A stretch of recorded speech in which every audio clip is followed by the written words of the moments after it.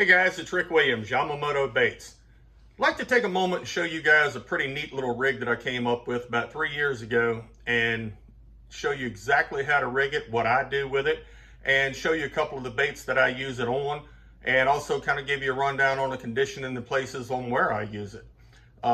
You run into those conditions sometimes where you're not really fishing true slop of vegetation, where you've got really thick mat on the top, but it's also just a little bit too thick to where you can't get a wacky rig or a weightless worm or something like that down in the bottom, or you just need to get through a really thin canopy on top.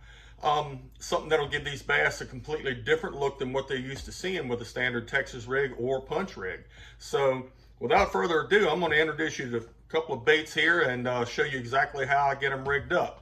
First one is, everybody knows the 5-inch Senko, probably the most fish catchingest bait that's ever been made.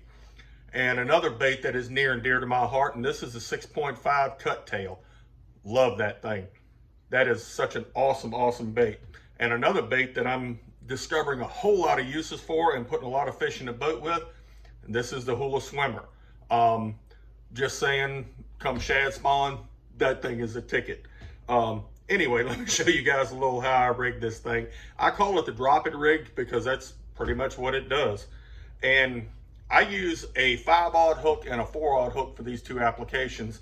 I use the 4/0 on the Senko because that's all the hook you really need for this rig. And if you look on this Senko or any of them, you'll see the sex ring right there. I'm using, there again, this is a 4/0 zone lock hook. EWG. I like to put the eye of the hook right at the forward end of the sex ring and use that as a marker on where I'm going to come through with the point on the tail end. And I come in right there, come out maybe about 1/4 of an inch or so, and spin it just like you would a standard Texas rig. And that is what it's going to do. It's going to bury your knot, keep your line safe in there, but yet your line's still going to be coming out up here.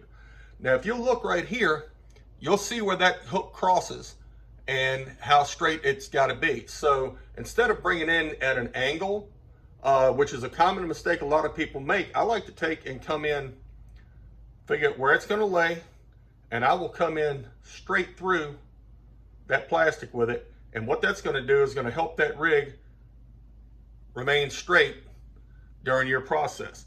Once that's rigged and hooked, I like to use the Eco Pro nail-em weights, tungsten. And what these are 332. You can get them all the way up different sizes, but I seem to think that 332 works about the best for me. And the reason I like these is they're tungsten, they're a low profile, so you get more weight for the size of a weight that you're using. So you see the burrs on them, they also help keep these things from backing out. What I do is I grab it, go to the head of it, and you'll see where that nail weight comes in. Push it in straight, just like so. Kind of get it way on up in there and then kind of pinch the tip of the bait, and you'll see that it comes through fairly straight. And what you're going to do is have a weighted version of this, and what that's going to do is when it hits, it's going to slide and go right down into those narrow seams, pockets of trees and backsides of docks, anywhere where you need to pitch a bait and have it continue to get on up in there and stay getting it. That bait's going to work really well doing it. The cut tail, same way. When you want a little bit more of a larger profile, like say during the months of May, June, July, when you're doing a drag and drop through the lily pads, things like that, you can pitch this over in there and it's going to give you a straight shot down to the bottom, but still maintain a lot of movement and still be able to disturb a whole lot of water, get that bass's attention. And this one, if you're fishing a little bit deeper water, you've got some submerged vegetation down 3 or 4 or 5 feet, and you want a bait that's going to get down in there. Just add a little bit more flash because of the hula skirt and the paddle tail on it. That bait's going to serve you well to do that, and you rig everything here the same way. The only difference is on that hula swimmer, you're rigging it straight through the back, just like I've got right here. So hope these things here will help you guys put a few more fish in the boat. And like I said, it's a rig that not a lot of people throw it, but I'm kind of letting the cat out of the bag right now. And if you guys don't mind, hit me up on social media. It's under Rick Williams. I'm on Instagram @fishing45.